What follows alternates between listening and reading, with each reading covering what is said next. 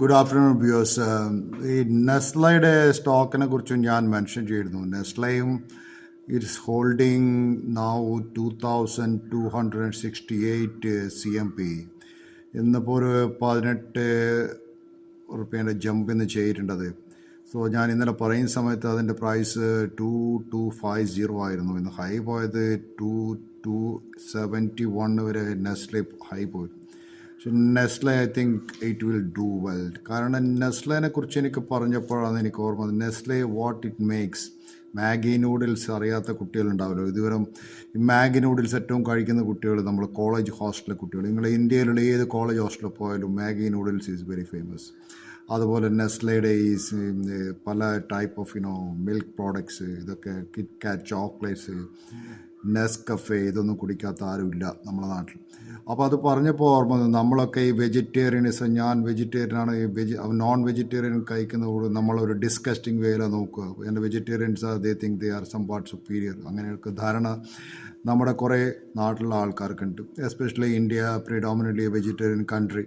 പക്ഷേ നിങ്ങളറിയോ, ഒരു കോമൺ സാലഡ് ബോൾ, അത് it contains lot of insecticides and pesticides. If they don't wash it thoroughly, I will say these salad bowls are the elixirs of death എന്ന് പറയുന്നത്. കാരണം നമ്മൾ കഴിക്കുന്ന ഈ കെമിക്കൽസ് നമ്മുടെ മനുഷ്യൻ്റെ ബോഡിയിൽ സ്റ്റോർ ചെയ്യുന്ന പറയുന്നത് ഇപ്പോൾ ഈ പെസ്റ്റിസൈഡ്സും ഇൻസെക്ടിസൈഡ്സും വെജിറ്റബിൾസിൻ്റെ മുകളിൽ ഹൈ ആയിട്ട് യൂസ് ചെയ്തിട്ട് ഈ പെസ്റ്റിസൈഡ്സും ഇത് നമ്മളെ ബോഡിയിൽ സ്റ്റോർ ചെയ്തിട്ട് റിഗാർഡ്ലെസ് ഓഫ് അവർ ഏജ് നമ്മളെ ബോഡിയിൽ സ്റ്റോർ ചെയ്യും.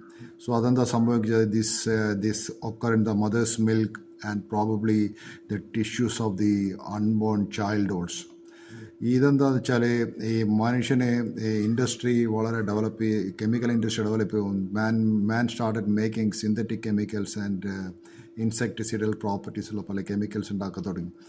അത് പണ്ട് ജർമ്മനിയിൽ സെക്കൻഡ് വേൾഡ് വാറിൻ്റെ സമയത്ത് ഈ കെമിക്കൽ വെപ്പൺസ് അവർ ടെസ്റ്റ് ചെയ്തത് ഇൻസെക്ട്സിൻ്റെ മുകളിലായിരുന്നു. അതുകൊണ്ട് ഈ ഇൻസെക്ട്സ് മരിച്ച് ഈ കെമിക്കൽസ് ആദ്യം ടെസ്റ്റ് ചെയ്തത്.